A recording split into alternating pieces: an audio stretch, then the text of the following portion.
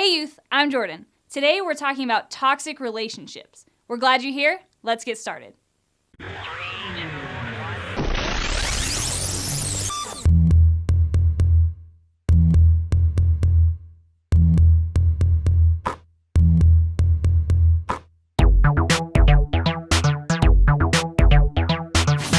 Now remember, the word toxic refers to Jake's mom's chili.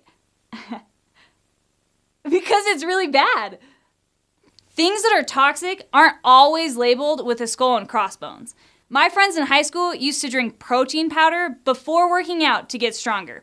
It didn't really work, but that's besides the point.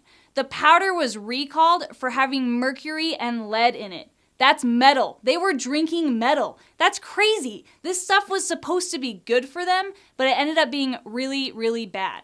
And relationships can be the same way. There can be relationships that pull us down emotionally or even bring us away from God. These are toxic relationships, and there's a few things we need to know about them. Don't hang around toxic people. The Bible warns us about the dangers of toxic relationships.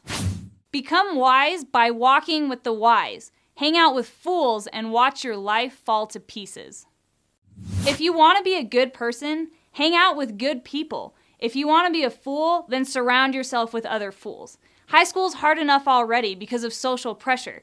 Luckily for me, a lot of my friends in high school were really positive. I felt that I could be myself and not be judged or brought down by them. But that's because they weren't toxic. So how do you know who a toxic person is?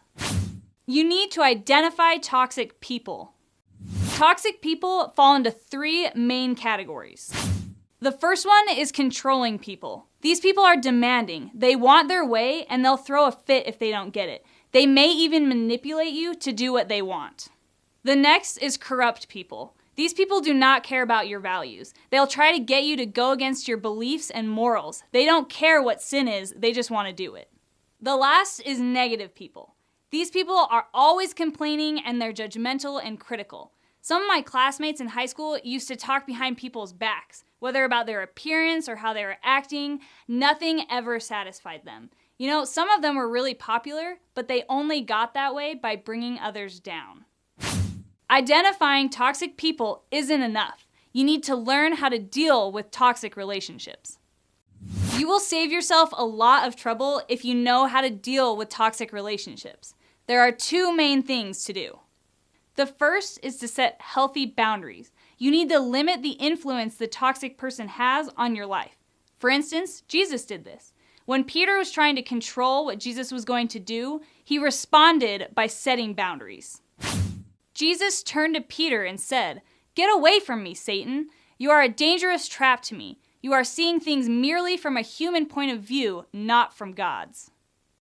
Set boundaries by refusing to gossip with someone, not looking at something inappropriate, and not participating in something that will lead to sin.